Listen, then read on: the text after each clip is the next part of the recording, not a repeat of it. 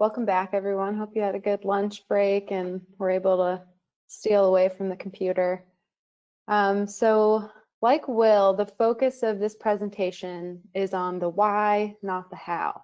So I have two goals mainly. One is to introduce why the SQT and Debit tool were designed the way that they were, and two, provide some background information on how the tools work behind the scenes. So I think Will might have mentioned this before, but I am in New York City, so pardon any background noise. I hope we make it through okay.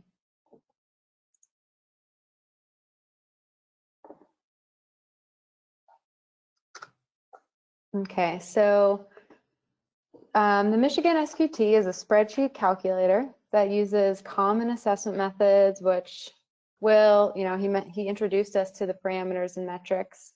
So hopefully that some stuff felt familiar to you all.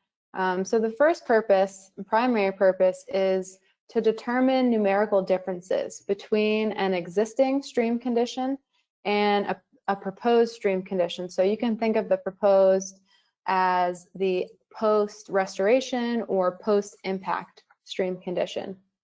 And the second purpose is to link restoration activities to changes in stream functions. And we refer to these as parameters. So, or function-based parameters, I should say. And what that means is that these parameters are really surrogates for function. So they're representing function. The third purpose is to link restoration goals to restoration potential. So this is related, Will went over this a little bit, it's related to the catchment assessment, which is the qualitative part of the SQT. And that focuses, it says it in its name, on the watershed.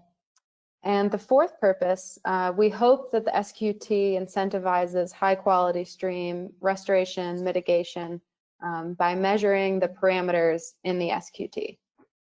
And then lastly, the SQT can assist with site selection. So the SQT can help users see if a particular site will yield lift or not. It can also help with site selection within a larger watershed. So that projects that yield larger lift can be prioritized first, for example. So this slide kind of helps put into perspective, why certain metrics were chosen for the Michigan SQT and for SQTs at large. So this Venn diagram shows the conceptual purpose of the SQT. So the idea is that if someone performs a restoration action at a site, like restoring a riparian buffer, planting it, that action should yield functional improvement or lift.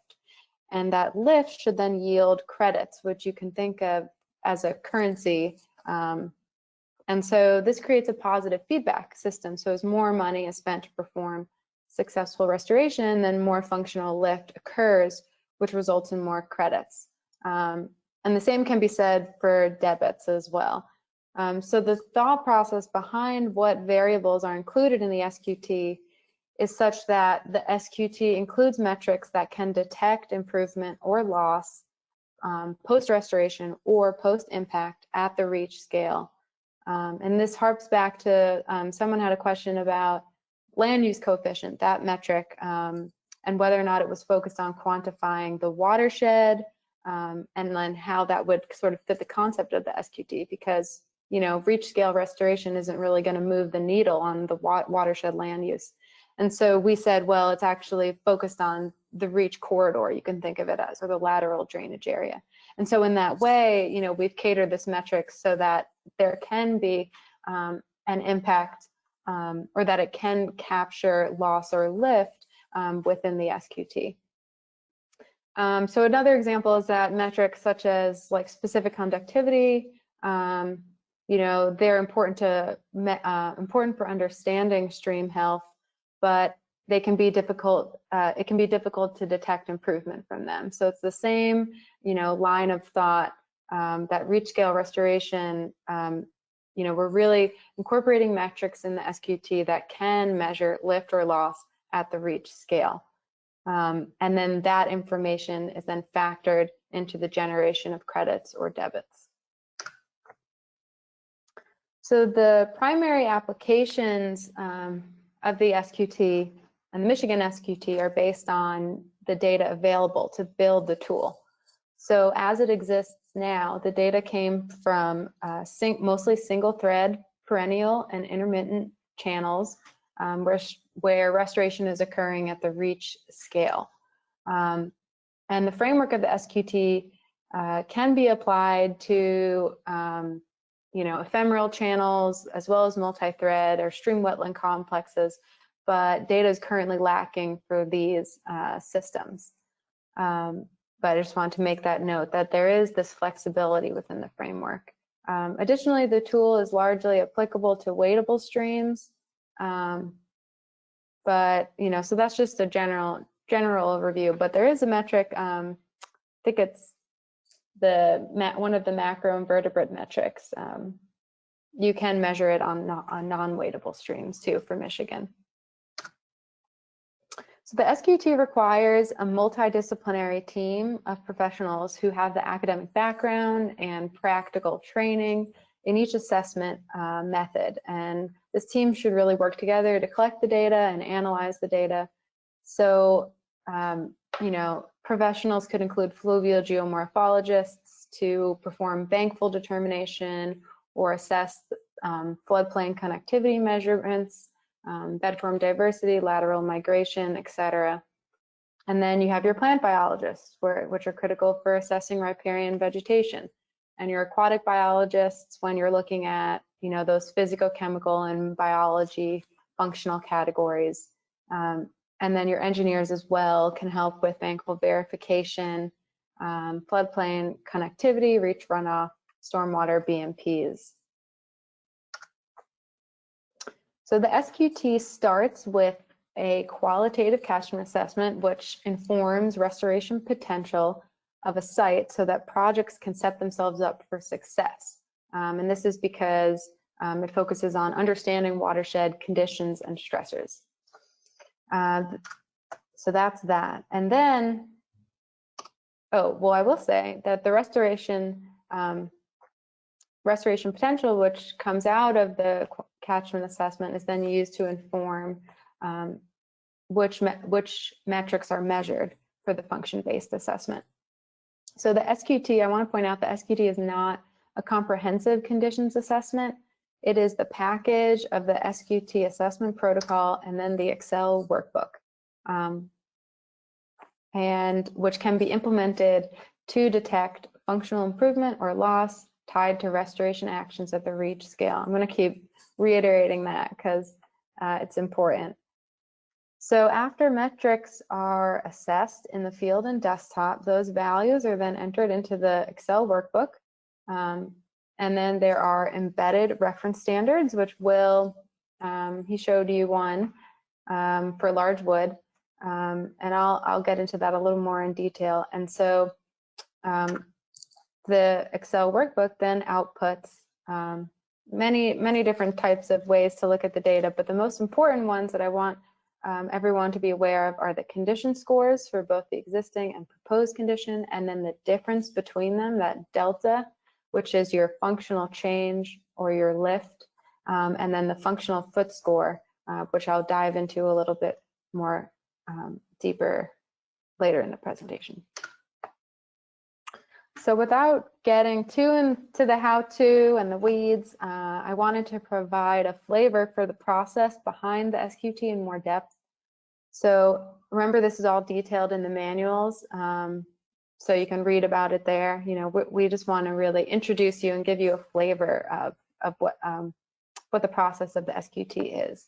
So the first step would be identifying your project area and delineating your reaches and sub-reaches. And then this step and then the next few I present in both blue and orange, just to show you that sometimes you're collecting data and then you're entering it into the SQT because it actually informs that next step.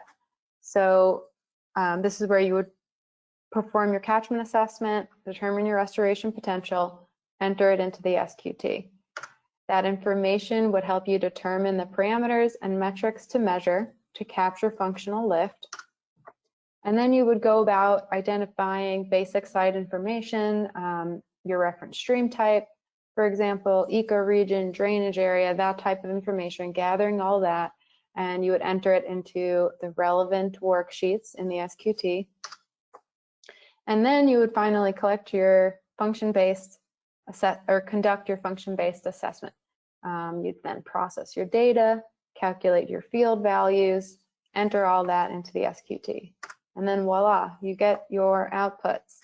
And again, there's many outputs, but I'm really driving home the condition score, which is most important. And again, it's a focus on the difference. So the difference between the proposed score or your post-restoration or post-impact score minus your existing condition. And then the same premise follows suit for functional foot scores, which I will tell you what that is a little later. So I also want to drive home 2 points on this slide. The SQT is a reach corridor assessment. So here's a photo, use my cursor, photo of a stream restoration project. This is the upstream, or sorry, this is the downstream end along the forest edge, and then this bridge here, that's the upstream end. So this is the reach. And then this is the reach width here, the width of the floodplain. So in this sense, the SQT, so using the SQT protocol, data would be both assessed along the channel length, and then such as like large woody debris or bed form diversity. And then data would also be collected along the floodplain width, and that would be your reach runoff and your riparian bed within the riparian area. And so in this sense, the SQT is really assessing an area. And so even though the SQT outputs information using stream length, which is your functional foot, it's really that score and that condition score and that functional foot score really capture an area, the whole reach corridor. And then one more point is that the SQT does assess the watershed qualitatively, and that, as I've driven home, that is to determine your restoration potential. And that, so it does not go into calculating lift or loss, but it just goes into informing, which metrics you should measure, how can you actually yield functional change. I also want to highlight that the SQT uses sub-reaches. So here's a photo showing an aerial view of a project in Wyoming. Pretty just lack of herbaceous cover looking. So applying the SQT protocol, some parameters and metrics will be assessed at the reach scale, so this whole reach. So reach runoff, for example, and then some are assessed at the sub-reach level.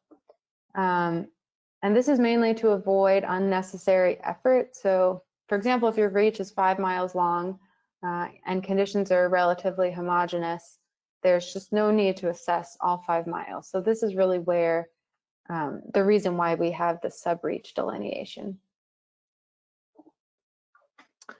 So the Michigan SQT, I always want to say Minnesota. The Michigan SQT is comprised of the data collection and analysis manual, which Bethany mentioned, and the spreadsheet user manual. I'm going to give you guys a tour of those later, so I'm just going to let that rest for now. And what I'm going to focus on today is the stream quantification tool and the Debit tool.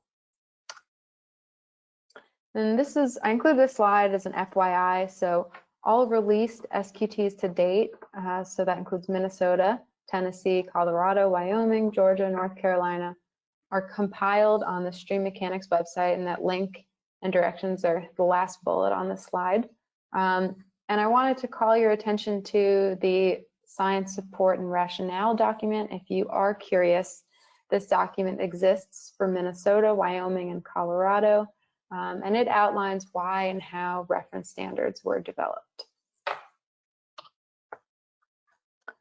So my goal moving forward is to introduce the most important concepts within the SQT workbook, so you can understand how the tool works and what it does to automatically produce outputs. So I'll be showing you screenshots of tables from the worksheets, specifically the ones highlighted in red. And when Will walks you through the case study later today, these tables will already look familiar to you, and he'll help put them into context. So this first screenshot, this is the first thing you'll see when you open the quantification tool worksheet within the SQT. And this is where you enter general site information. So some of these inputs on the left here, some of these inputs are used to stratify reference standards. And I'll dive into that a little bit more later. But I want to highlight this because stratification is super important. It's a really big strength. This is how we can apply the SQT to not only across the US, but to an ecologically diverse state. So stratification acknowledges that streams are naturally diverse, and it allows us to score a diversity of streams using the SQT. So these, oh, excuse me. Should have silenced that. So I'll just say that the white shaded cells, this will automatically populate, and then the gray shaded cells, that's where the user will enter data, and then these sort of light blue graded shaded cells, that's information that's already in there, and the user just has to select something from the dropdown. And we'll go over that again later. So this is a screenshot from the SQT where users enter field values right here from data collected in the field or at the desktop. And then, so this is the existing conditions assessment here. So the user will enter information for the existing condition and then the same thing for the proposed. And then in this column all the way to the right, a function index value will automatically populate here using the reference standards within the spreadsheet.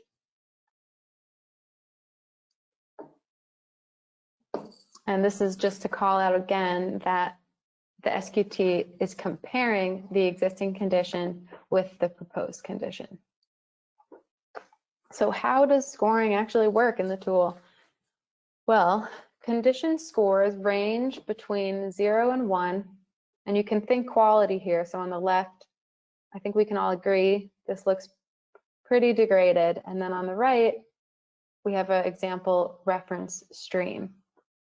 And so we split this range from 0 to 1 into 3 categories, which we call functional capacity categories. And we classify these into not functioning, functioning at risk, and functioning. And we use 0.3 and 0.7 as the threshold between these categories. So diving in a little deeper, again, this is a little in the weeds, but we just want to be transparent and provide this information. So we describe these thresholds, we define these thresholds specifically to help us determine our reference curves. So the 0.0 value is described as a condition that is indicative of no functional capacity. And then a 0.3 index value, which is the threshold between not functioning and functioning at risk, is described as severely altered or impaired condition. And then this in-between area is really a condition that may be in adjustment. So it's a condition that may support aquatic ecosystem structure and function, or it may be sort of trending towards higher or lower function. And then we have that 0.7 value, which we describe as minimally disturbed, and this is based off this common paper, Stoddard et al. And then we define that 1.0 index value as pristine or unaltered conditions. So this is a reference stream that is fully functioning, and and it fully supports aquatic, and what we mean by that is that it fully supports aquatic ecosystem structure and function. So Will gave you a little taste of this earlier. So this is one of our reference curves. This is pool depth ratio for the Michigan SQT. So on the bottom here, we have the field value on the x-axis. And this is a dimensionless ratio, but here, so we have feet over feet. And then we have the index value, or the function index value, which again ranges between 0 and 1. So the equations here, these blue and orange equations, they represent the linear relationship for the reference curve. So the SQT uses these equations to automatically calculate the function index value based on the field value, which is this x that's entered. So this all happens automatically, but you could manually calculate it if you wanted to. So if we overlay the functional capacity categories, we see how the reference standard thresholds are used to create the reference curve, right? Because we see how these known field values were assigned to the 1, the 0.7, the 0.3, and the 0. So those are the field values that we use to create this reference curve, and then we just connected the lines. So for example, the field value of 3 over here was set to the 1.0 value because it was indicative of pristine condition. So how do we develop these reference standards and curves? The reference standards, or sometimes we call them known threshold values, are used to build the reference curves from newer existing data sets. So we go out and collect data from reference sites, sometimes impaired sites, and we did this in Michigan.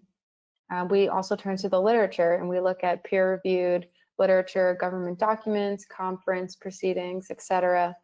And then we look at existing indices, and this usually informs our physicochemical and biology metrics most of the time, and this comes from state water quality programs. And then in the absence of data, we use best professional judgment. So I mentioned this earlier, some reference curves or metrics feature stratification. Streams, again, differ by landscape, and we want the SQT to acknowledge that. So here's an example metric from the Michigan SQT, July mean temperature. And you can see here that it's stratified by temperature, regime, or designation. So there's a different curve for cold water, cold transitional, and then warm transitional streams. So this is because we would expect a different reference condition based on the type of the thermal designation for this metric. Oh, I will say that not all metrics have a stratifier. So just to point that out. So the SQT uses a standard roll-up scoring method to calculate condition scores. So this method is very simple, and we kind of do that on purpose. So to review, the user inputs the field value, which is converted. So the user inputs this metric field value, and then using a reference curve, you may be able to hear that siren. Using a reference curve, it's then converted to a metric or function index value. And then these function index values are averaged by parameter, so that's your bed form diversity or your lateral migration, and that translates to your parameter score. And then again, your parameter score will be averaged by category. So those are your 5 functional categories: hydraulics, hydrology, etc. So then we average by that, and we come up with a function category score. And then lastly, we multiply this function category score by 0.2 and sum.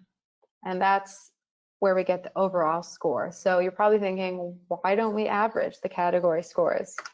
And the reason behind this is because each level in the pyramid corresponds, maxes out at 0.2. So each level carries 0.2 weight. It contributes 0.2 to if you measure all, so that if you measure all 5 functional categories, the max score would be a 1.0. But if you only measure 4 functional categories, your max score will be a 0.8. And the most common scenario where you're probably measuring just through geomorphology, your max score will actually be 0.6. So we do this on purpose. This way, there is a potential for a greater condition score and functional fit score if physicochemical and biology are assessed. And so this is your condition score, and this is your overall condition score, and this is the first output of the SQT. And then that second output, or the second significant output, is functional change. And functional feat is your quantity, or I should say it's your condition score, times your quantity or unit of measure, which is a regulatory term, and in the SQT, that is stream feet, and that equals functional feat. And then to get your functional change, you take your proposed functional foot score and you subtract your existing functional foot score, and that's where you get that delta score. And so a positive delta would mean lift or a credit, and then that negative delta score would mean loss or a debit. So just a little bit more on unit of measure. It's a regulatory term that refers to quantity. So in the SQT, like I said, the unit of measure is stream length or feet. And this is important because it provides scaling to the condition score, which is needed for determining loss and lift. So in summary, the SQT outputs two significant outputs: condition change and functional feat change. And so that's a combination of your proposed condition score or your post-impact. Well, in the SQT, it would be post-restoration score minus your existing condition score, and that's your condition change. And then the same thing follows suit for functional feat, except that we're multiplying these scores by their length to get that scaling factor. So there are a few rules for, few basic rules for scoring, so that we can have a fair comparison between existing and proposed condition scores. So the first one is that the same parameters must be evaluated for existing and proposed conditions, and that makes sense, right? So that way you're comparing apples to apples. The second point is that some parameters and metrics are required, and this is generally hydraulics through geomorphology parameters. And then lastly, you can add other parameters based on specific scenarios and environments. So I just wanted to demonstrate a couple examples to illustrate why we sort of harp on this delta, why we focus on the change in function. So say your existing condition outputs a 0.6 condition score. So you're right about here, you're in the functioning at risk category. And at the end of monitoring, which is how we define the proposed condition, right? The proposed condition is your is the score that we estimate will be at the end of monitoring, because we're not going to be measuring, I wish we were, but we're not measuring our projects 100 years after they're restored, when maybe the riparian vegetation has gone through succession and now we have an old growth forest there. Unfortunately, we're usually measuring at year 5, for example. So again, that proposed condition score is that end of monitoring. So say at the end of monitoring, we have a 0.8. So this means that that the lift associated with this project was 0.2, right? 0.8 minus 0.6. So this is an example where you're really starting at high quality, like you're almost into functioning, you're almost a reference stream, but you only yielded 0.2 change.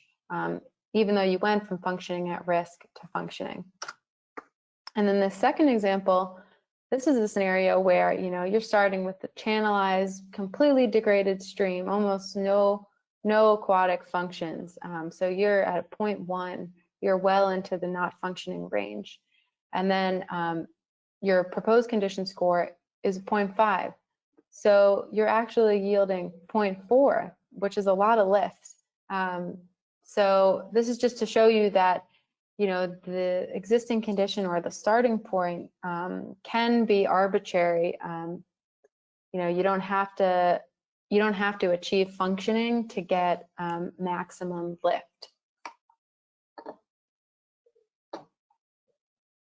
So I just wanted to add this in here just to say that we've added qualifiers to our scoring, and this is new in Colorado and Michigan, but it's our recommendation moving forward. And the point is really just to characterize the condition score and to help avoid, I guess, or just to make sure that maybe help align and communicate that, oh, okay, this lift or loss is coming from a perennial second order channel, just so that kind of helps describe sort of the loss or the lift associated. So it's just really a communication thing, and in the regulatory world, it can help regulators avoid out-of-kind information. So, sorry, out-of-kind mitigation. So again, it's adding a P, I, or E next to that functional foot score. And that's just to designate whether the channel is perennial, intermittent, or ephemeral, and then the same for stream order, which is stream size.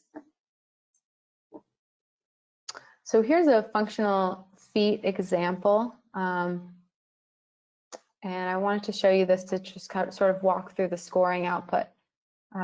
So here we have an existing condition stream on the left, pretty degraded, and it's a perennial second order stream. So the existing condition here was 0.19, and the existing stream length was 972 feet. So if you multiply these two together, we get 185 functional foot score. And then we estimate that our proposed condition, which again is at the end of monitoring, so say year 5, for example, that proposed condition score would be 0.35. And say, we can see on the left here that this channel is pretty channelized. So say we wanted to add some pattern in, so that stream length increased to 1,280 feet. So when we multiply these together, we get 448 functional feet. And so to calculate the delta in functional feet, we would subtract the existing condition score minus the or existing functional foot score from the proposed functioning foot score, and that would yield 263 functional feet. And then we put that P2, which is indicating that it's from a perennial second order stream.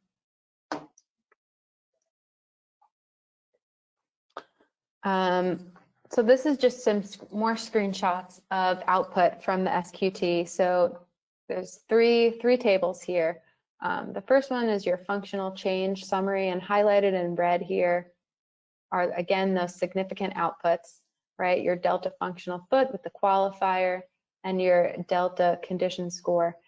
And then here, this is actually summarizing output for if you use the BMP routine, which is a component of the SQT, if you want to assess any changes, in reach runoff. So from implementation of a BMP. So you don't this is not required, but if you do use it, then that would be added to your channel-based scores here. So that would be combined together there. So this is another output summary just to show you how how the SQT really summarizes everything together for you. So the condition scores, and this will come, I'm just showing you this for the first time, and again, when Will walks through the case study, you'll kind of see everything come together and fill in, have a little more context.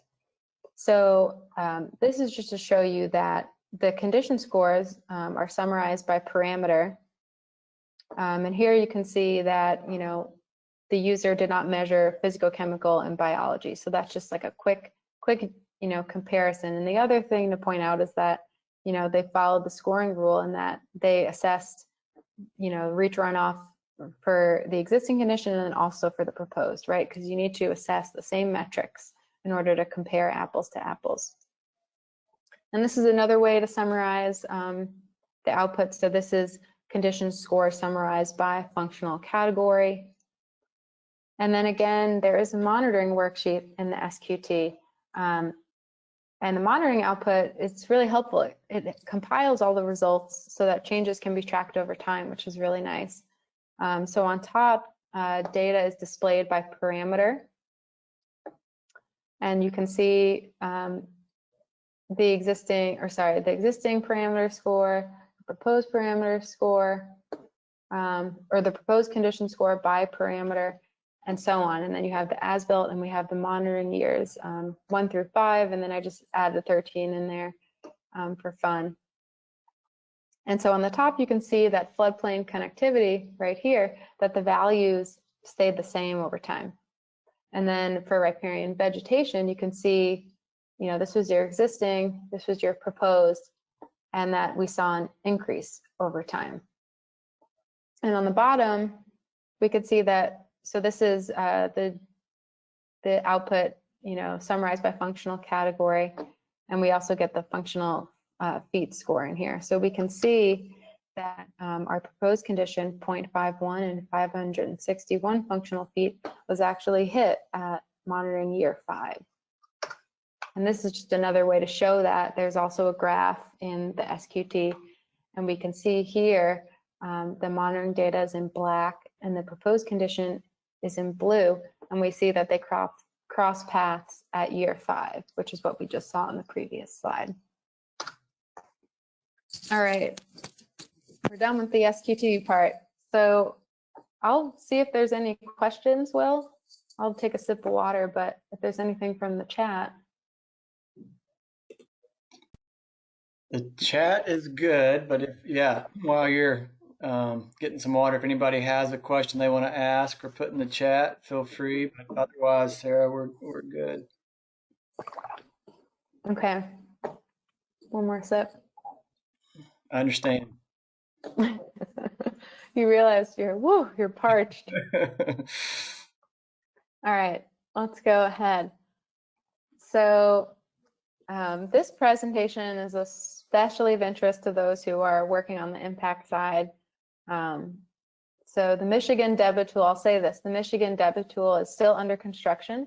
So for this presentation, I'm going to focus on really the framework of the Debit tool, just to give you a sense of what it is. And I also wanted to point out that there are several Debit tool resources available if you want to read up and play with some tools. There's the Minnesota Debit tool, Colorado, and Tennessee. And there's also a functional loss debit white paper if you're really interested. And this is all available on the Stream Mechanics website, and you can click on Pyramid Framework, the Pyramid Framework tab. So the challenge, I was talking about the proposed condition score a lot when I was talking about the SQT, right? That's your post-restoration score, and that's just monitoring. But permitted impacts are not monitored after construction. So, this is why we need a Debit tool, because it's difficult to validate the proposed condition score or post-impact score, like we do for the SQT. So the Debit tool was really created to provide alternative methods to assess the proposed condition. So first off, I want to say that the Debit tool is an extension of the SQT, and like the SQT, it is a spreadsheet calculator, but it includes assessment and non-assessment methods. And these, so it serves to, 1, determine numerical differences between an existing stream condition and the proposed or post-impact stream condition. 2, to link stream impacts to changes in stream functions. So, and you can think of this as function-based parameters. So we not linking them to impact activities or activities that result in impacts. And then 3, we created the debit tool to provide equivalency between credits and debits so that we're using the same units and that everything is function-based. So the debit tool follows a similar process as the SQT. Impacts are assessed using either quantitative or qualitative options, and these are called debit options, which I'll describe a little bit later. And so this data is then entered into the debit calculator or tool, which then outputs the condition scores and functional fit scores. So a very similar process to the SQT. So these debit options I mentioned, which are the impact assessment options or assessment methods, that's how you can think of them. This is still under construction for Michigan, so I just want to point that out. This is for Minnesota's debit options. So they vary by level of effort. Option 3 will be the fastest and easiest method for determining functional loss. So this is for permit applicants who do not want to perform an existing conditions assessment, so no assessment, and a standard score will actually be applied within the tool. And then option 2 is sort of in the middle ground. It's best suited for applicants who have the capability to assess the existing condition, but do not have accurate data to model the proposed condition within the SQT. So that's why we have the debit tool here. And then option 1 takes the most effort. This method requires the user to quantitatively assess the existing condition and have detailed knowledge and data to estimate the proposed condition. So this is sort of following the same method as the SQT. So to showcase the debit tool today, I'm going to focus on options 2 and 3 for estimating the proposed condition.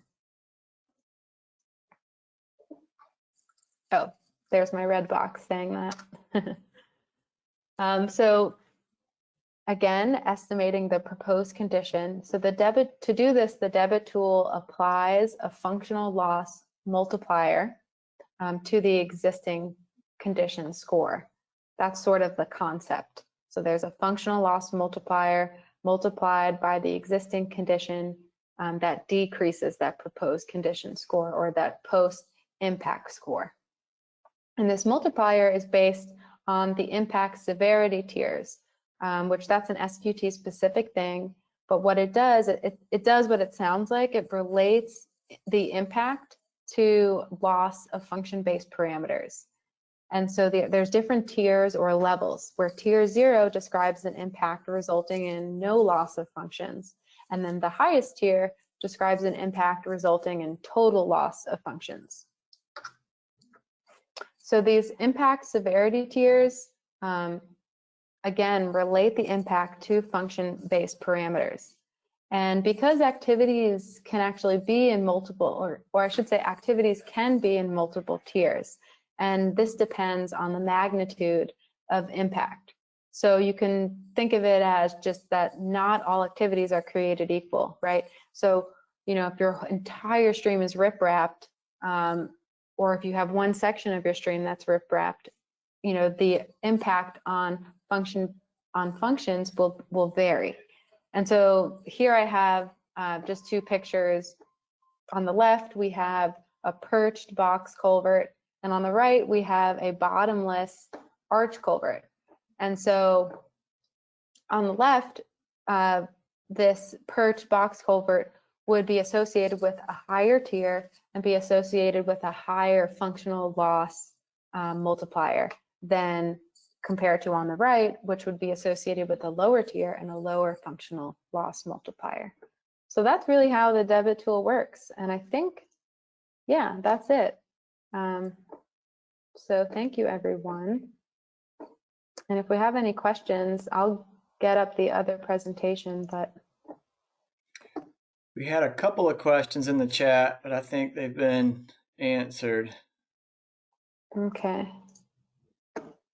One of them was answered.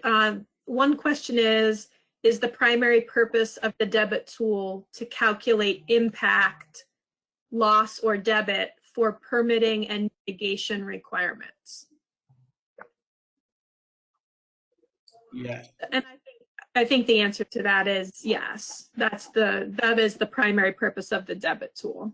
Yeah, it really goes back to what we were talking about this morning, where credits need to follow debits. And so in a mitigation world, we need the same tool creating the same currency. I mean, if you think about debits as a currency, money, you want a dollar and a dollar. You don't want a dollar and a euro, especially when we wouldn't know what the exchange rate is. And so that's why we're using the same architecture. You know, all the reference curves are exactly the same in the debit tool and the SQT. Truly, as Sarah was saying, the only difference is that the debit tool is creating a way for, you know, folks getting a permitted impact to link their impact activity to a severity tier to predict the proposed condition score.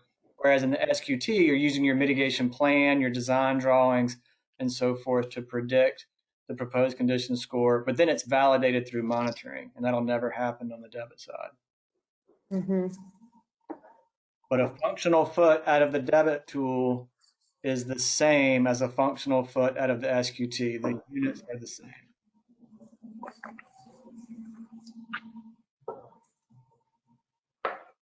All right, I'll go ahead then. This will be brief, everyone.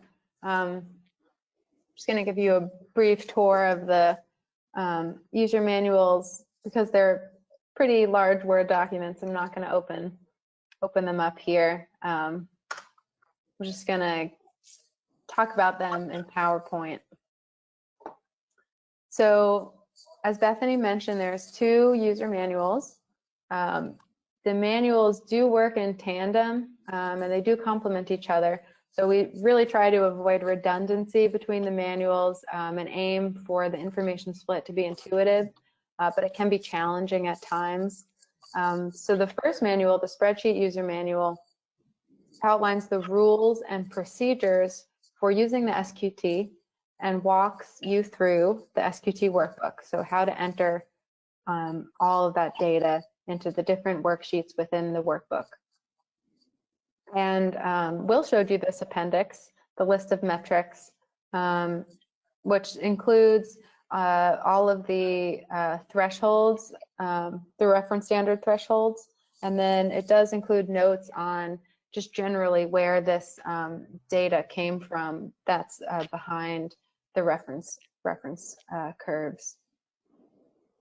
And then the second manual, the data collection and analysis manual, it is what it sounds like. It provides instruction on how to collect the data and analyze it for input into the SQT. And so there are detailed and rapid methods, and this pretty much has to do with surveying for the most part. And so there are 3 appendices in the data collection and analysis manual, and this includes rapid field methods, which you can just take this appendix out with you in the field pretty much. And then 2, or Appendix B are your field forms, which you can use them if you want. They're there. You don't have to use them, but they can help in data collection, and then also some data processing once you get back in the at your computer, because they are available in Excel. And then Appendix C is your Michigan regional curves.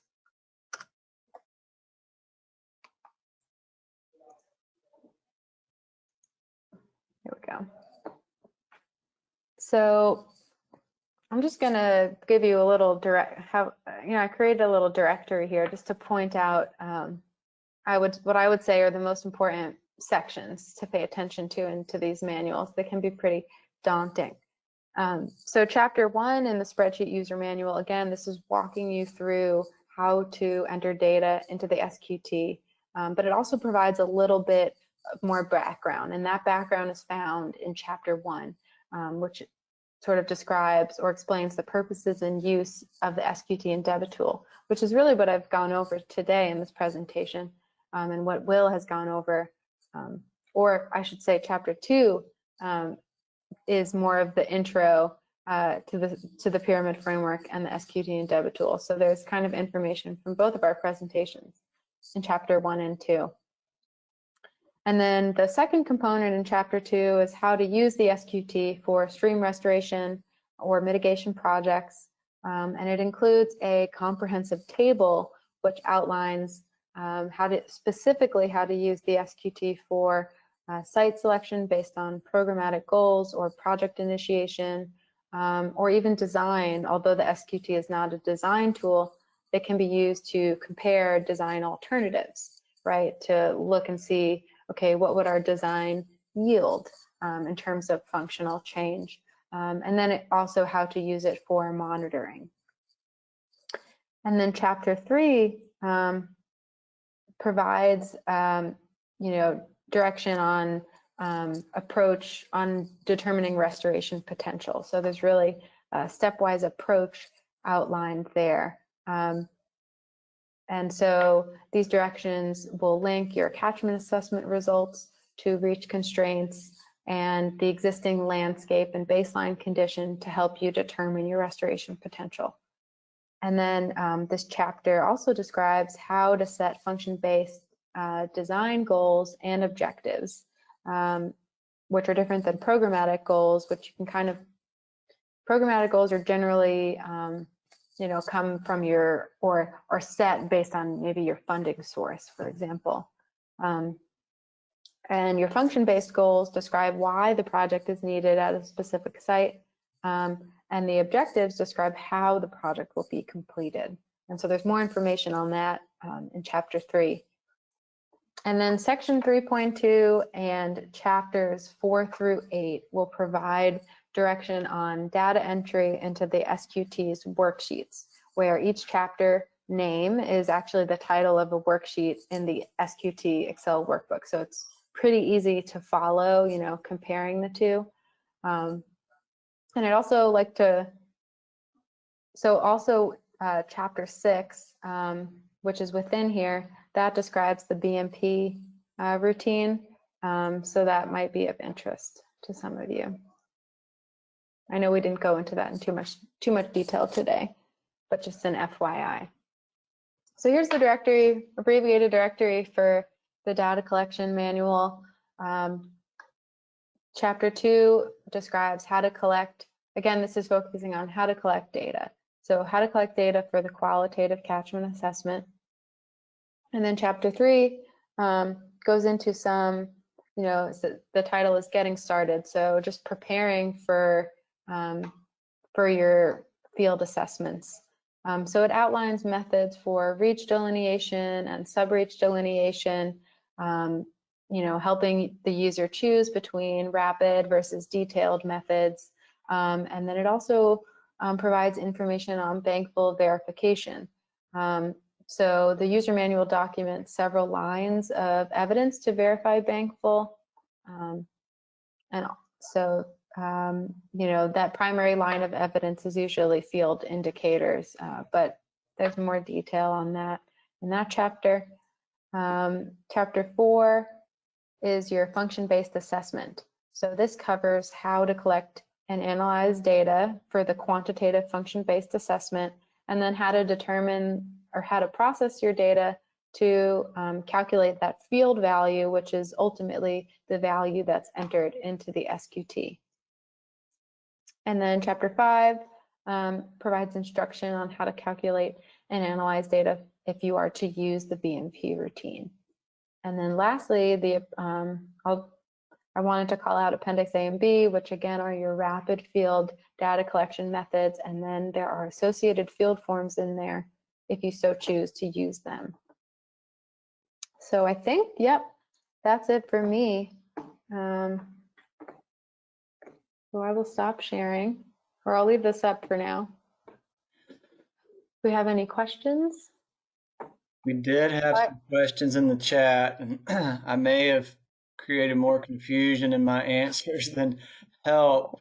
Let me just take another crack at that. It was sort of a question about you, and I'm going to piggyback on Bethany's comment too. So let's first talk about new culverts placement. So it's an open stream, and you're going to put a culvert in. So the first sort of question was, if you put it, does it matter? Essentially, the question to me is, does it matter what kind of culvert you put in? If you were to put in a culvert that spanned the bankful channel, would that produce the same amount of debits as a standard pipe? And I said in the chat that a culvert that spans bankful, I had to correct myself, a culvert that spans bankful would produce less debits than a standard culvert. But I was thinking about that more, and you did use the word long in the beginning and not in the other. And so that length does depend. If you did a culvert that spanned the bankful channel, but it was an outer loop and divided highway, and it was hundreds of feet long, versus a standard culvert installation that was 20 feet long, the longer one with a better would produce more debits because it's so much longer. But if you did a standard culvert through that divided highway that was hundreds of feet long, that would produce more debits than the better approach. So it depends. So remember what Sarah was saying. Like you have a condition score, and then the length for the functional feet, and that's still playing out on the debit side too. So the more the activity impacts the function, the parameters, that affects the condition scoring, but then how much of it are you doing? And so you have to look at both of those things together.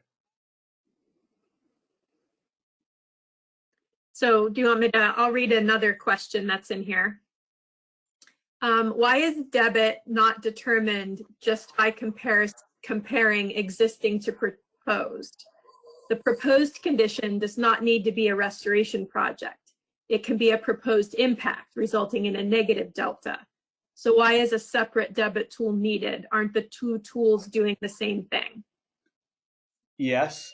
You can use the SQT itself, as we've been talking, will show loss. So all that means is that the proposed condition score is lower than the existing condition score. So you are correct.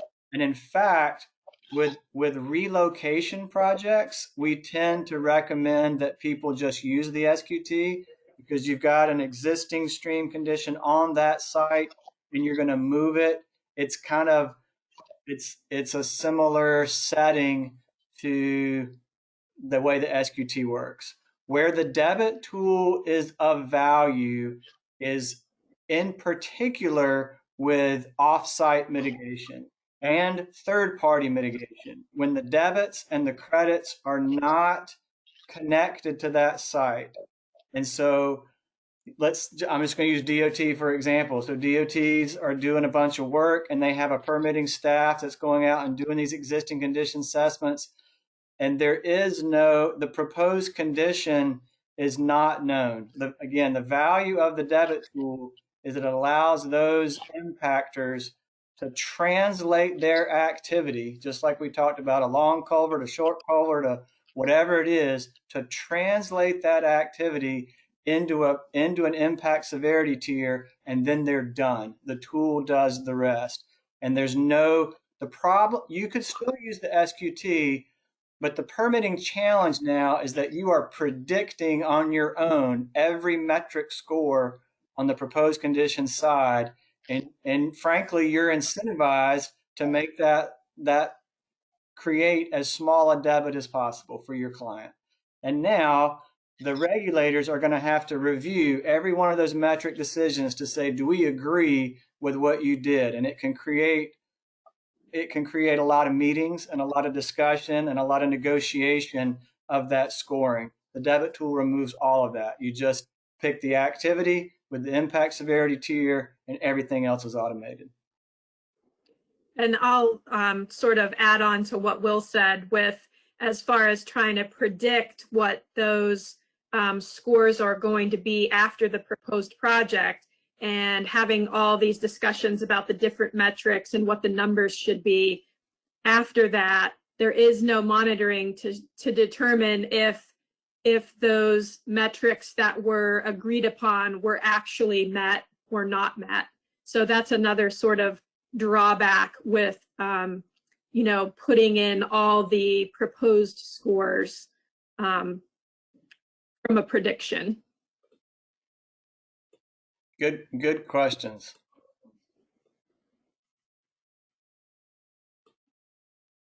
There weren't any more questions in the chat, so I don't know if anybody else has anything.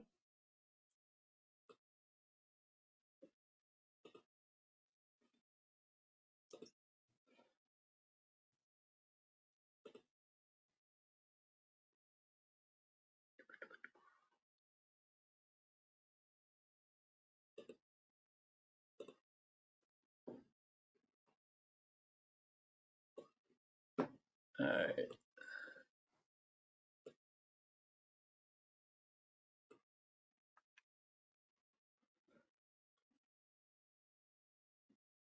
Okay, so we're going to spend most of the rest of our time just kind of giving you a tour and playing with the spreadsheet a little bit. Let me do one more thing to get organized.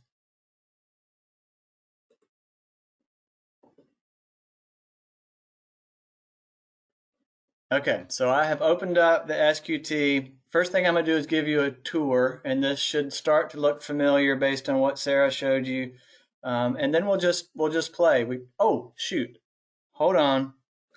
I forgot something. I need to give you a tour. So before I do this, I'm going to show you the site.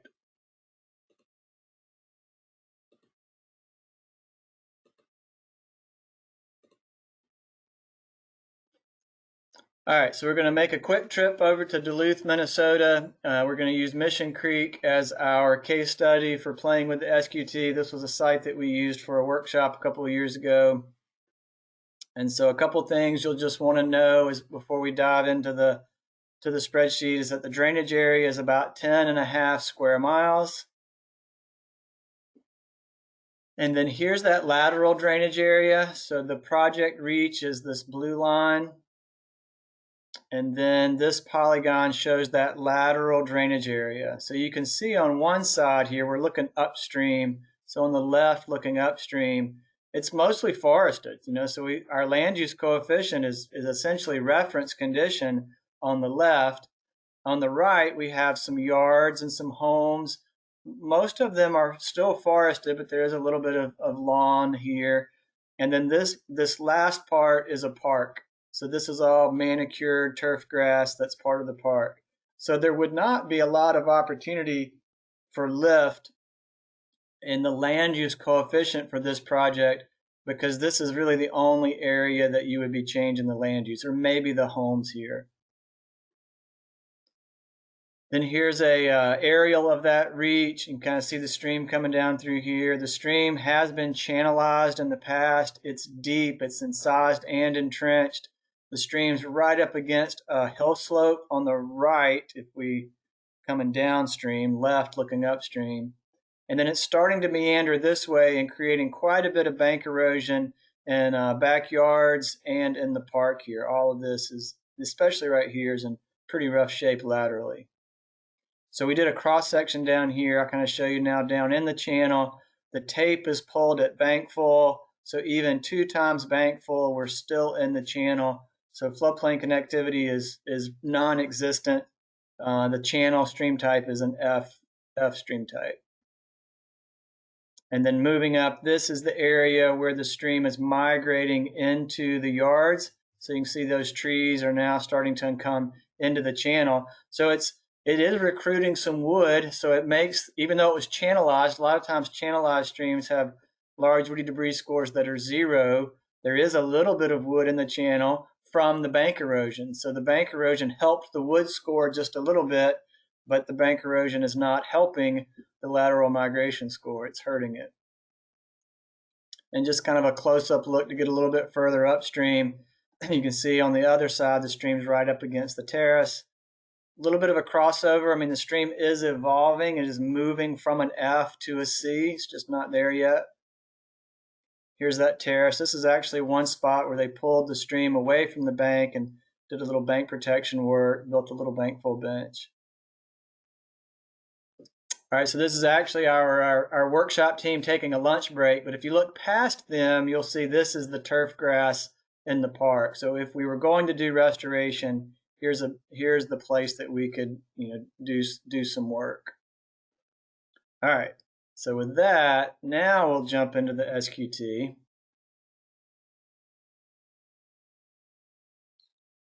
And before we start playing with the data, I just want to give you a tour. So the very first sheet in the workbook, the worksheet within the workbook, is called the Project Assessment Worksheet. And this is a place for you to pick your programmatic goals, and it's just a drop down. So today we've talked about a few different applications of the SQT. It could be mitigation, and in which case you're trying to get credits for this project. Maybe it's just a restoration project. Maybe it's associated with a grant, so you can just make that selection here. You can put other and then type in what you want. I'm just going to pick restoration. And then you would enter in your project name, a reference number that you might have, whatever reach ID you come up with, township, range, section, things that you typically need for a permit. You can just put right in here for the SQT. And then this is just a place to add more information, type out your programmatic goals. You can write the results of your restoration potential. There's a place where you can select the Roskin stream succession scenario. So in this example, I picked the E to a G little c to a F to a C back to an E. We're kind of in that F stage now. You can type out your rationale for that selection. So this is just an information spreadsheet, although some of the information here is getting pulled from the project assessment sheet and put onto the quantification tool sheet.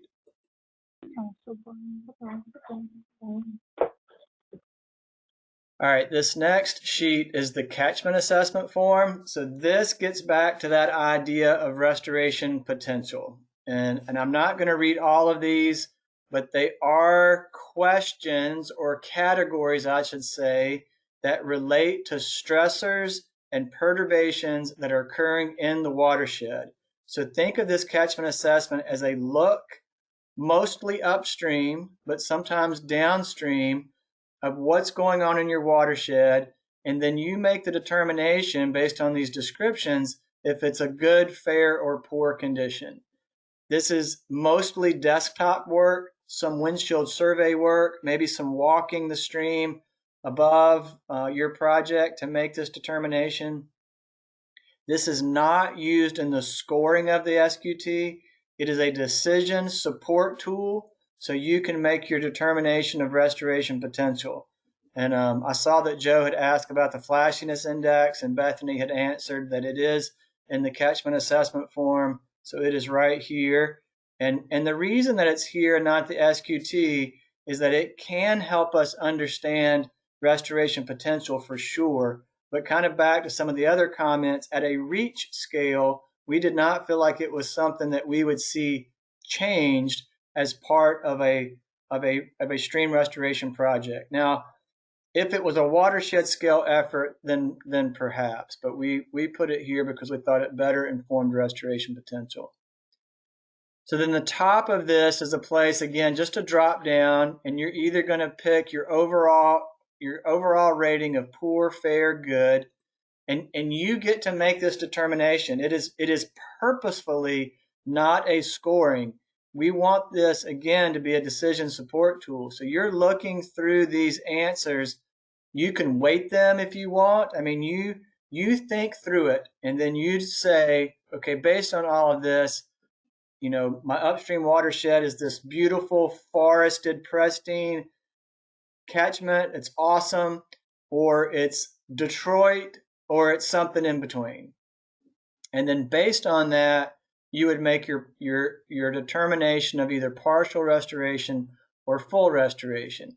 And then the way that you use that determination, if it's partial restoration potential, now you're thinking, I might not even assess physicochemical and biology. Like there are certain things I have to assess, but maybe it's not even worth doing physicochemical and biology because it's partial. Like you've got to make that decision.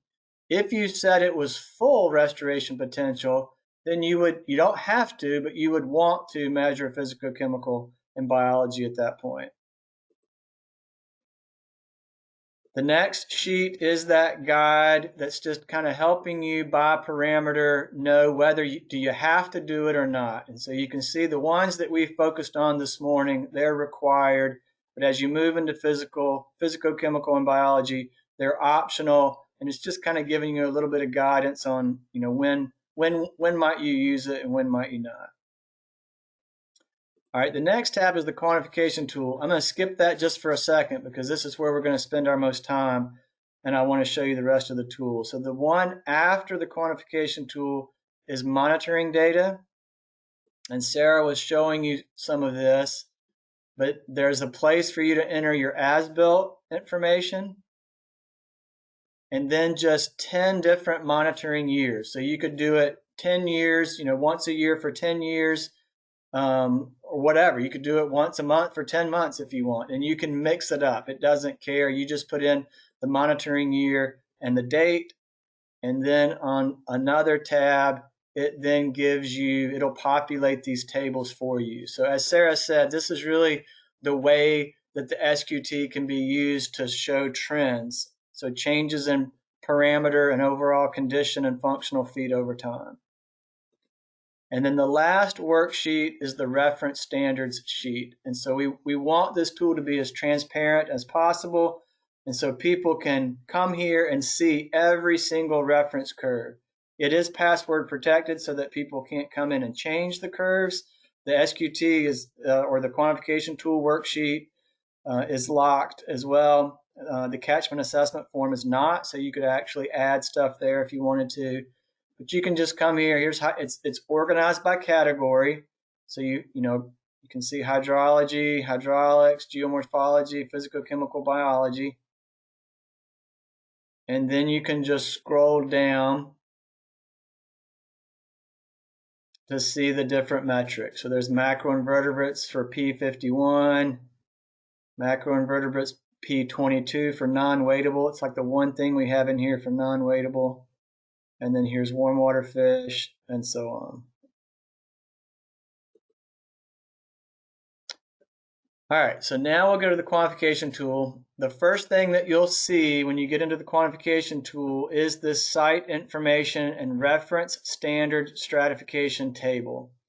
The project name, ID, restoration potential came from those other sheets. And now the darker gray cells, you're going to type in information. So I just put the existing stream length with 1,000 feet. I left the proposed stream length blank for now.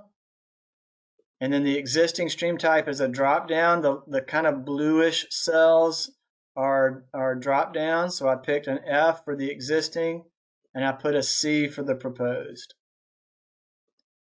The valley type is an unconfined alluvial. That's a drop down as well. The drainage area we said was 10.5. I entered that. And then the stream order and flow type is, as Sarah said, that's really just as a way to couch the answer, the final functional feet score. It'll show whether it'll take this result and link it to that answer. So once we're finished, this little cell here, the proposed functional foot score minus the existing, will have a P2 with it to note that it is a perennial second order stream. Our ecoregion is northern lakes and forests. I'm making some things up here because this came from from Minnesota. I did it too, Sarah.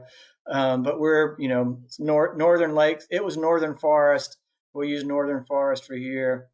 It is a gravel bed stream, 0.5% slope, cold water stream, weightable, forested. And so these are important because they are telling the tool which reference curve to use. So once we have that done, we are ready to enter data. And so I have already kind of populated it with the data from that site. So our existing land use coefficient was 55.86. So I've entered that. There were no concentrated flow points, so that's a 0. You can see the tool gives you the index value for each metric and then averages it for the parameter and averages that for the category. For hydraulics, we have a really high bank height ratio and a really low entrenchment ratio, so there is no floodplain connectivity function. That gets a 0. And then for large woody debris index, we did have a little bit of wood in the channel from the lateral migration, actually. And so 474 was our large woody debris index value, field value. We enter that in, and it gave us a 0.25 for that metric and parameter. We had very high dominant B-high near bank stress. That is a drop down, so we would pick that. And we had 43% erosion. And so that gives us a 0.27 for lateral migration. That's the upper end of not functioning. Remember, 0.3 is the break. We did not have armoring, so we did not enter an armoring value. And anytime a value is left out, it's blank, it's just removed from the scoring. It is not a 0. And then our riparian vegetation was mixed. We had really good riparian vegetation on one side and not so good riparian vegetation on the other side. And so when you look at the width of 50 feet, and this is an average of the left and right to give you an overall score, average DBH of 6, tree density of 40, native shrub sapling density 50, and then we did not enter native herbaceous cover because this is a forested reference community. And so that gives us overall, that takes all these metrics and averages them to give us a 0.49 for riparian vegetation. So we're in the functioning at risk category existing because we have some good, some bad, sort of comes out in between. The bed form diversity is not terrible. The pool spacing ratio was 2.3. That's 0.52, so functioning at risk. Where we had pools, the pool depth was good. And so the 2.3 ratio translates into a 0.79. That's actually functioning, but our riffle percentage was low. So this is this represents a stream evolution. It is an F, but is moving towards a C. And you can kind of see that reflected in the bed form diversity. And so since we said this was partial restoration potential and it's a really short reach, for now anyway, we're not measuring physicochemical and biology. So when we scroll back up for existing condition, we can see that our hydrology, our reach runoff parameter is functioning. There's really not a problem there. But we have a lot of problems with floodplain connectivity, wood, and lateral migration. The red color means they're all not functioning, and the value lets you know just how bad it is. But the riparian veg and the bed form diversity is functioning at risk. And if we keep scrolling up, we see this functional change summary. So the existing condition score is 0.25, but you do need to recognize that this is 0.25 out of a total score of 0.6, not 1, because we have only assessed through geomorphology. We have 1,000 feet of stream, and so our existing functional feet is 250. All right, so let's model now a restoration project. And I'm going to keep the math easy and pretend that 1,000 feet of existing stream is straight, that it equals the valley length, basically. That's not true, but we're just playing, so I'm going to pretend that it's true. And we're also going to pretend that the landowners have said you can do whatever you want in our backyard, and the park has said you can do whatever you want in the park. And so we're going to help this stream go ahead and transition from that F to the C. And we're going to excavate some floodplain in the yards and in the park so that we can just finish the evolution process and go from an F to a C. For those of you that know Roskin lingo, it would essentially be a priority 2 restoration. So I'm going to say in that scenario, we wouldn't have much sinuosity, might use a 1.2, and that would take you then from 1,000 feet, if it was straight, to 1,200 feet. So you got to enter in your proposed stream length, and you can see that gets moved over here to the proposed stream length. And so now we have to fill out our proposed conditions scores.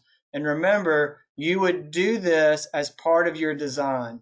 So when you're developing your stream restoration design report, your design drawings, you're getting this information from that design, and it is your prediction. And you are predicting what you think the stream can achieve by the end of your monitoring period. 1 year, 5 years, 10 years, whatever it is. All right, so for, hold on.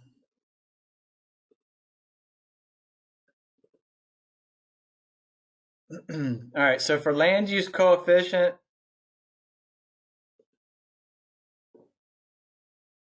remember, the higher the number, the worse it is, but there's very little opportunity for this project for improvement. Really just what we did in the park would make a change here. So I'm just going to barely make an improvement there from 55 to 54. We did not have any concentrated flow points before, so there's really nothing to do, but you can't leave it blank. You do have to put in a value, and so our concentrated flow points stay the same at 0. Now here's where we're going to have a big change. The bank height ratio was terrible. The entrenchment ratio was terrible. By excavating a new floodplain and meandering that channel, we can create what we want. So we're going to create a bank height ratio of 1. Now our entrenchment ratio may not be huge because, you know, we are being somewhat realistic, and we do have that part. It's priority 2. So maybe we go up to about a 3. And so that would get us into functioning, but it's not going to be pristine kind of floodplain width. But still, that's a very good score, up to 0.89. The more you could excavate, the better that entrenchment ratio would be. So there is an incentive in the tool to encourage wider floodplains. The large woody debris index score, you know, it was pretty bad. So we can, let's add some wood. We'll do wood for like tow wood in the outside of the bins, maybe some log vanes, and let's take that up to 800.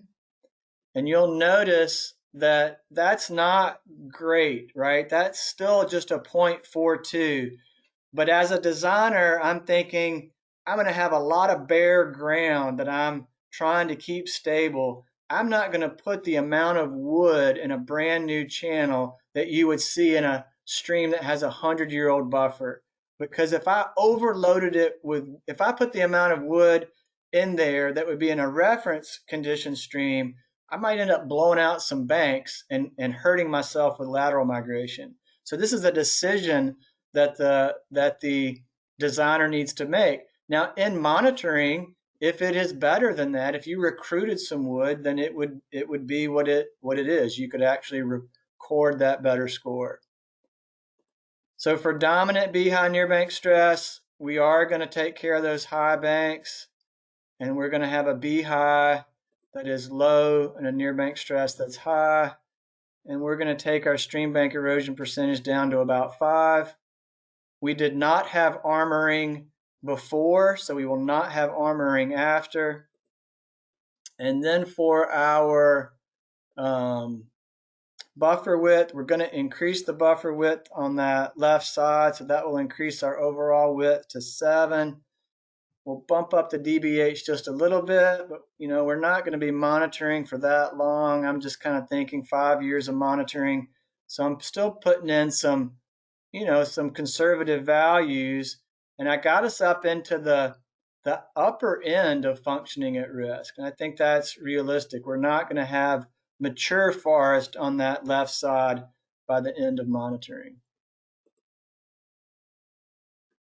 All right, so since we are re-meandering the stream, we can improve our bed form diversity. So we'll get appropriate pool spacing, an appropriate pool depth ratio, and an appropriate amount of riffle. And so we can essentially, with this project, we can take lateral migration to a pristine condition, bed form to a pristine condition, and then we can take, well, let me just do it up here. I'll scroll up here, the parameters. So you can now just look at this function-based parameter summary and see that there was no change in minimal change in reach runoff and no change in category. Huge change in floodplain connectivity, which is good because this is where a lot of the cost is. So it's also where a lot of the functional lift is happening as well. So we're going from no floodplain connectivity to reference condition floodplain connectivity by excavating and building a floodplain. And we're going from a not functioning amount of large woody debris to functioning at risk. We're going to play it safe. Lateral migration, we're going from the upper end of not functioning to pristine because we're going to do toe wood and transplants to make these really nice outside meander bends. Riparian vegetation is modest lift because it was not bad to begin with, but we made it a little bit better. And then bed form diversity, good lift, middle of the road, kind of upper end of functioning at risk, all the way up to pristine. And so now, if we scroll up, our functional change summary is complete. We have an existing condition score of 0.25 out of 0.6, a proposed condition score of 0.5. So the change, this is the first measure of functional lift, is 0.25. So it's 100% change. We doubled the existing condition score. And then we come down here to the functional feet. We had 250 existing functional feet, 600 feet of proposed. And so that delta is 350 functional feet. We had 350 more functional feet after restoration than before.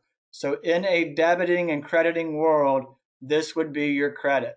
If you somewhere else had a project and the debit tool or the SQT created minus 350, then you could use this project at 350 for mitigation to equal that. For those of you that do work in the mitigation field, we also produce a yield score.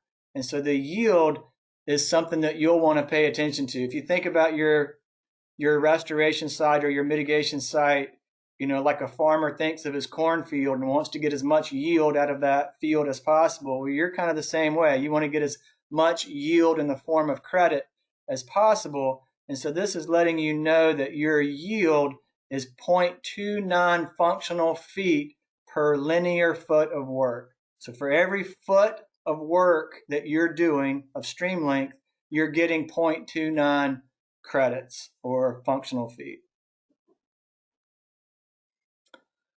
All right, I wanna show you now, and this is just more for demonstration, what happens if you measure through level 5.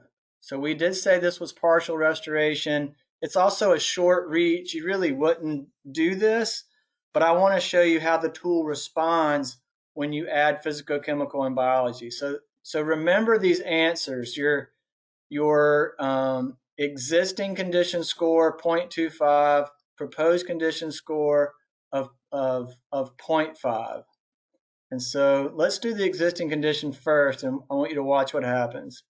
So let's come back down to our existing condition, and I am going to put in, I'm going to do temperature, and I'm just making up numbers now. So I'm going to put 64 degrees Fahrenheit in. It's a pretty forested watershed, but there is, that lower end does have the residential and the park. So I kind of put it, middle of the road, functioning at risk. And then nutrients is total phosphorus. I'm going to put in 13 micrograms per liter. And that's sort of upper end of functioning at risk. Again, forested watershed. I think those homes are on sewer rather than septic. So really it would just be some fertilizer from the ball fields. And then for macroinvertebrates, I'm going to put a -2, and that gives us the very low end of functioning at risk. And I did that because there are some riffles. There is a riffle pool sequence, but there's a lot of bank erosion. It's very dynamic and moving around, so it's not very good. The watershed's good, but the reach is not very good. And for now, we can't put in a fish score because for now in the Michigan SQT, we only have warm water reference curves for P51. We're thinking about, when I say we, they, Michigan is working on and thinking about cold water curves. So that's sort of hopefully to come in maybe a version 2 of the SQT. So we'll stop with macroinvertebrates. I do prefer to include fish as well. But I want you to watch what happens. So now when we go up, we can see functioning at risk for those parameters. And check this out. This might freak you out. So we went from a 0.25 existing condition score to a 0.45. The overall score went up. And you might be saying, how can that be when you just put in functioning at risk values? And the reason is in the scoring. Remember that the functional categories are additive. So unless the values were 0 in physicochemical and biology, the score has to go up. And this is acknowledging then that when you don't assess all the way through level 5, you are not capturing all of the condition. You're missing things. And so that's why it's set up the way it is. So now that is 0.45 out of 1.0, whereas the 0.25 was out of 0.6.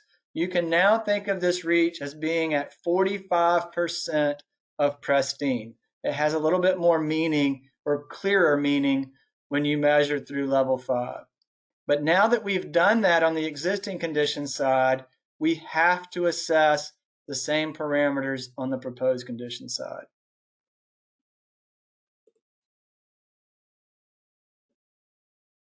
So let me go in and add a few values there.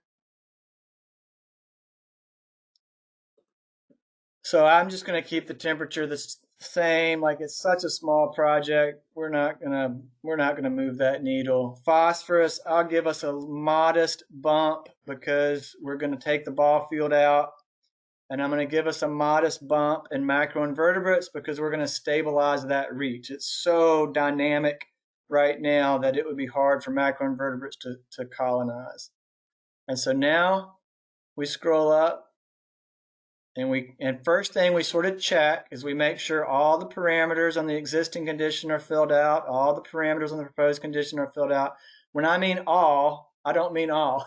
I mean same. The same parameters on the existing condition and the same parameters on the proposed condition are filled out. We actually did not measure bacteria, dissolved oxygen, or fish. They were just removed from the tool. They're not zeros.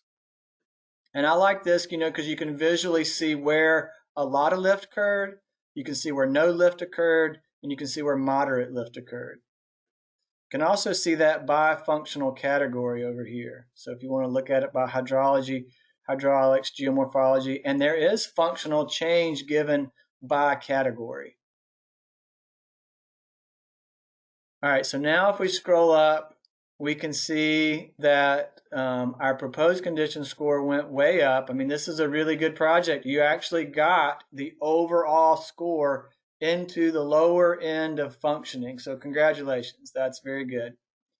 And our proposed condition minus existing condition functional feet went up as well. You are always, if you can show lift in physicochemical and biology, you are always going to show more functional feet. So there is a built-in incentive with this tool to include physicochemical and biology, and you'll see that your yield went up as well. And that is by design. We want people to measure physicochemical and biology. Don't require it, but there is an economic incentive in here to do that. And then one last thing I just want to show you. I wasn't going to fill it out. But if you scroll to the very bottom of this SQT, there is a BMP routine. So there's a place for those of you that are working in urban environments.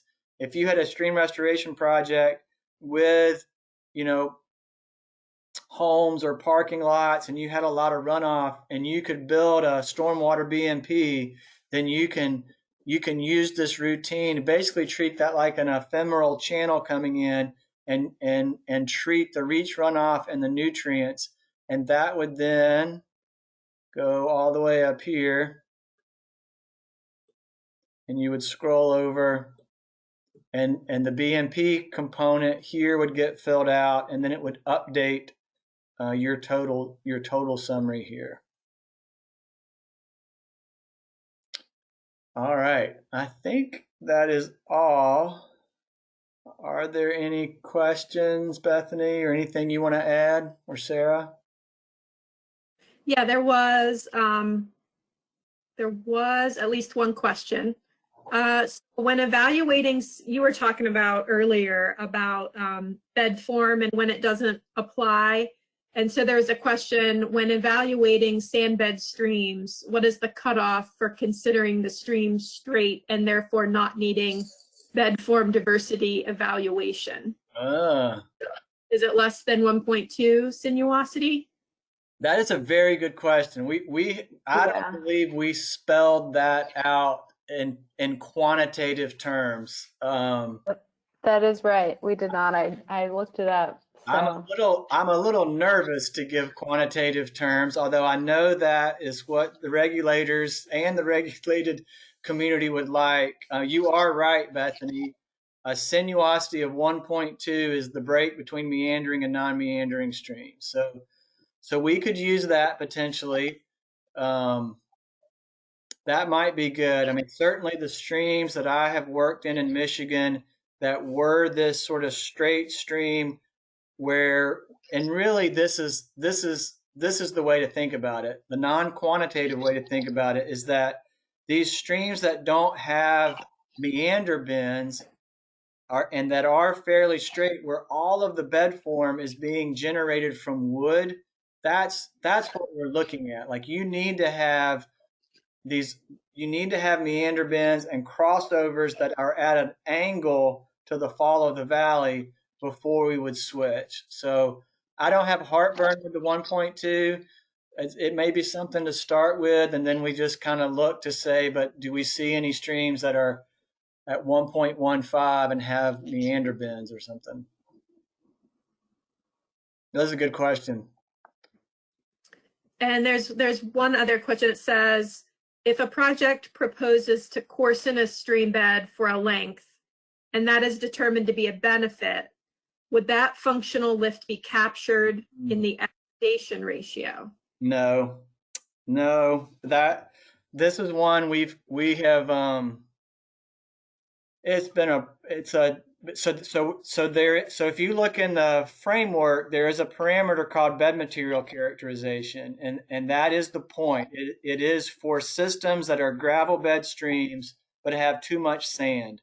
And if you can, through your restoration, reduce sediment supply and see the bed coarsen, then you can capture that lift. But we've had just a heck of a time getting a good measurement method to do that, to then create good reference curves. You will see some SQTs that have that parameter, and we have a metric in there that's basically a statistical test, and we got rather brutal reviews through when we were doing science documents on how we were doing that and sort of abusing statistics. So we have taken a break from that parameter for now, but I would like to add it in, when we're ready for just that application. And there is a question that says, how are existing stream enclosures taken into account when doing an assessment? And to expand on that, if a replacement enclosure is larger and spans bank full or has a floodplain shelf within it, how is that taken into account? So let's say There's an enclosure in the middle of your reach, I guess, that you're assessing. So is the first question daylighting a stream? We're going to take a pipe and take the pipe out and make it an open channel, and then the second one, we're going to change it from one type of pipe to another. No, I think the question is, if you're out doing a stream assessment and you have an enclosure in the middle of it, how is that treated? Is that it's its own reach? Yeah, you treat it as its own reach, and you basically give it a 0. What about, do they all get zeros, or are some of them better than others and maybe they don't get a 0? So this gets into kind of the next phase of this, which is in some of these, it's kind of in the policy, or could put it in the user manual. We typically put this more in like a policy document of how you want to handle some of these things. So it's been pipes in general have been, well, a couple of things. First of all, pipes have always been assessed as their own reach. So that's the first question. The second one is, how are they scored? There have been 2 options. One is like the hydrology score has remained whatever it is, sort of acknowledging that water, if you have a pipe, water can still get to the channel and it's basically going through the pipe. But hydraulics, geomorphology, physicochemical, and biology is 0. Others have said, we're just counting pipes as 0. So the sort of the 2 ways it's been done is you either get a hydrology score only and everything else is 0, or it's all 0 for pipes. What about if your enclosure is a large box culvert or a 3-sided culvert that has like a bank full shelf actually designed into it? Would you get any like credit or function for having that floodplain, that bank height ratio? Or like maybe you'd have macroinvertebrates that were inside that channel? I'm not sure.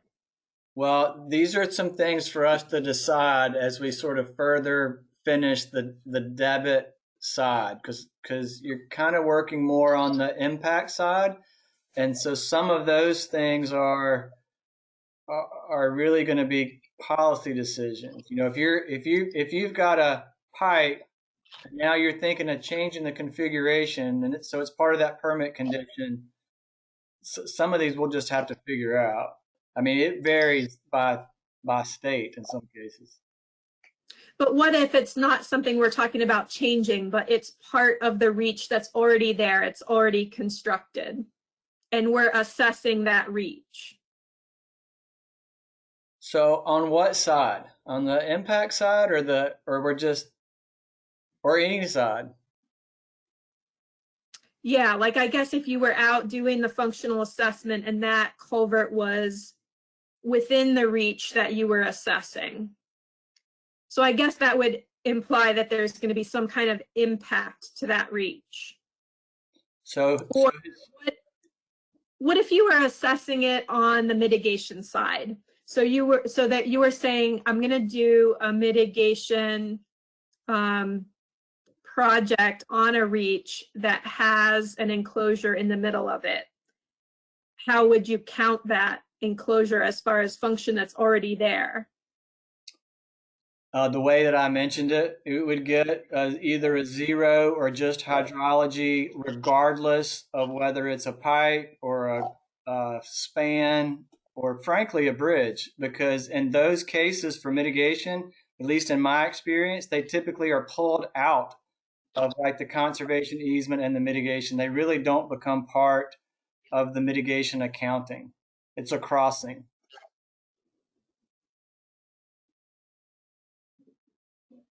Okay, I hope I captured next question okay.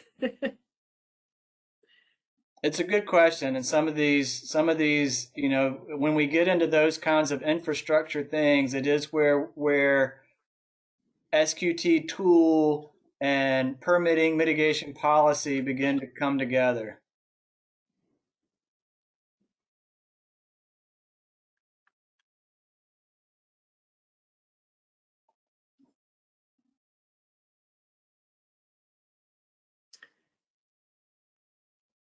I don't see more questions right at the moment, and I do have one slide, one next step slide that we can do before we end.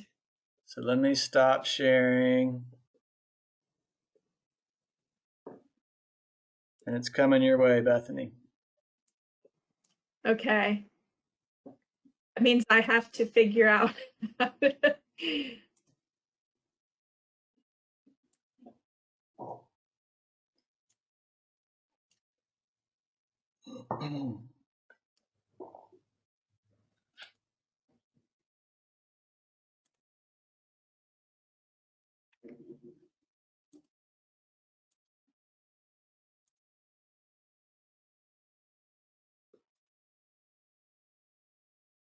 Okay.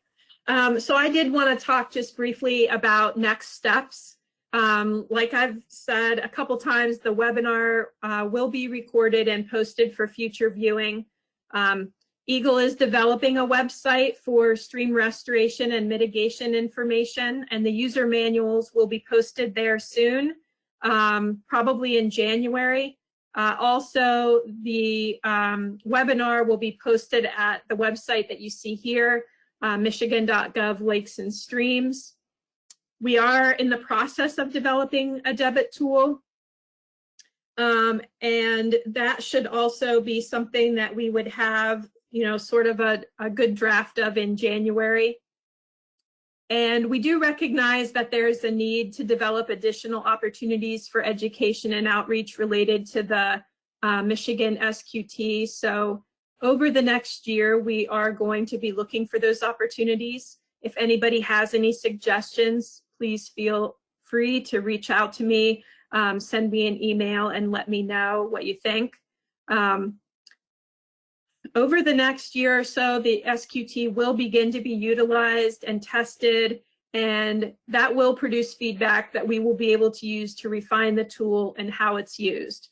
So, initially, like I had mentioned, some of these projects, we're going to work through them on a case-by-case basis, and we're going to learn what works and what doesn't, and we'll be incorporating that into the guidelines that we eventually bring forward. There are some of the reference curves that could benefit from additional data being collected and applied. So that is something that we have plans for the future to continue some of those data collection efforts to help support those performance curves. And then I just wanted to put up contact information for myself and also for Alyssa Riley, so people would have that right here at the end. If you do have questions that you think of after the webinars, or as you're reviewing the manuals or attempting to use the SQT, questions on field methodology, feel free to reach out to me. Or if you're working with the non-point source program, reach out to Alyssa.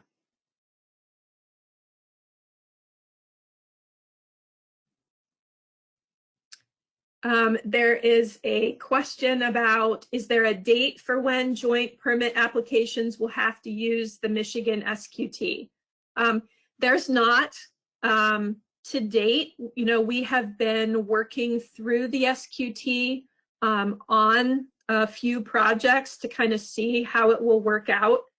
We have also been, probably over the last couple years, we have been requesting a lot of the similar data on functions that would go into the SQT.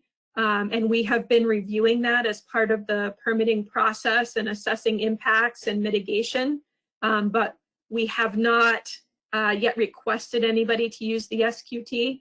And I think, after the first of the year, once this information is up on our website and available, that will be the time when, when we start talking to people about permitting and we have pre-application meetings, that we might start making requests on larger projects to use the SQT.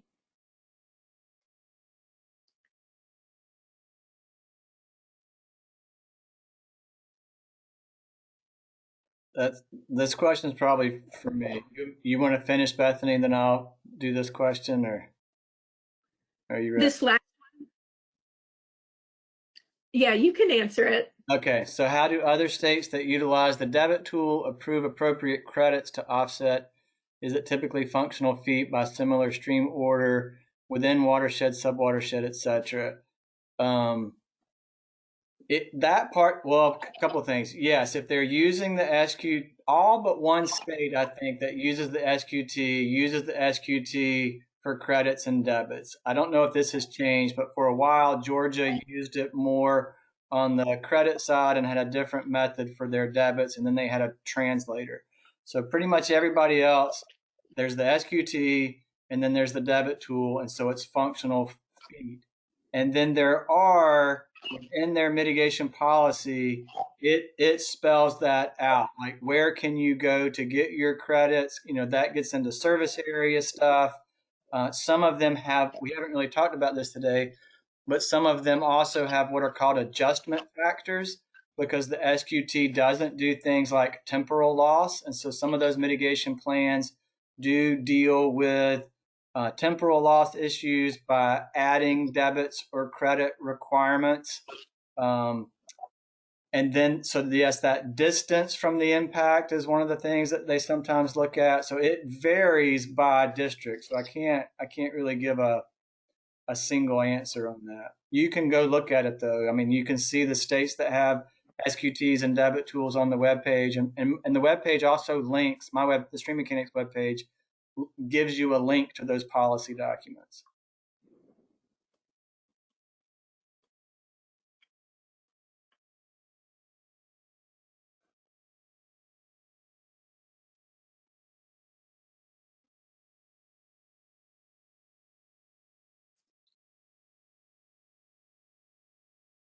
All right, I'm hearing silence. I'm looking to see if there's more questions. It looks like there are mostly just comments coming in. Thank you. Thank yous to everybody. I do want to say thank you to Will and Sarah for doing such a great job on this webinar and for being with us today. Really appreciate it, guys. Nice job. Well, it's our pleasure, and thank you, Bethany, because there's a lot of work that you did to get to this point. So a massive amount. So thank you. Yeah, I also should say thank you to the folks that participated on the advisory team and those other state experts that joined us in trying to put together the metrics and the performance curves and stuff like that. That was all, you know, good work. That was a basis for putting this all together. So we definitely appreciate those agencies and their staff's participation. Yes, for sure.